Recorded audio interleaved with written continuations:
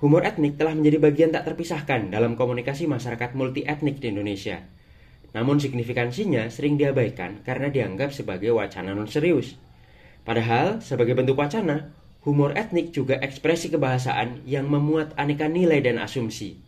Ketika nilai dan asumsi tersebut direproduksi, ia dapat berdampak pada pengetahuan, sikap, dan perilaku masyarakat yang menggunakannya.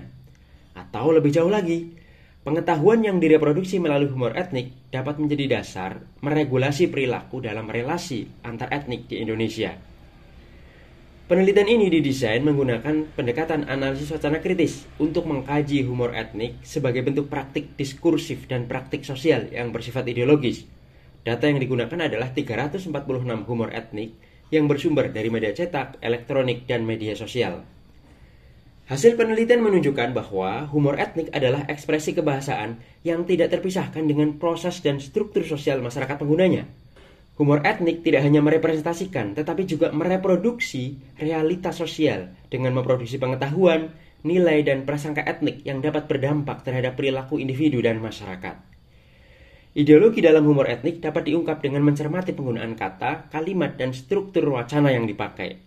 Dengan mencermati penggunaan bentuk formal bahasanya, kita bisa mengungkap nilai-nilai yang ada di dalam humor etnik, meliputi nilai eksperimental, relasional, dan ekspresif. Hubungan bahasa humor dan ideologinya dimediasi oleh motivasi komunikatif dan motivasi humoris. Inilah yang membuat humor sebagai bentuk wacana memiliki proses kognisi dan interpretasi yang khas, sehingga menimbulkan dampak sosial dengan cara yang khas pula. Dapat disimpulkan bahwa humor etnik tidak hanya menjadi hiburan untuk lari dari kepenatan hidup.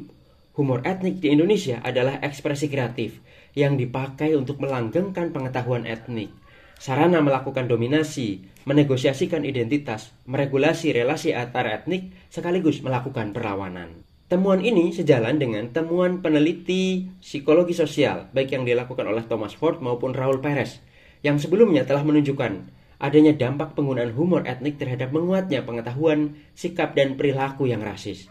Namun penelitian ini juga menawarkan kebaruan karena menggunakan data-data linguistik yang lebih empiris dan menawarkan argumentasi yang khas berbasis data-data linguistik. Kedepan, penelitian berbasis analisis wacana kritis ini bisa dikembangkan dengan kolaborasi dengan bidang lain yang lebih luas, sehingga mampu memberi wawasan yang lebih luas tentang pemrosesan humor dan dampaknya terhadap pengetahuan, sikap, dan perilaku masyarakat penggunanya.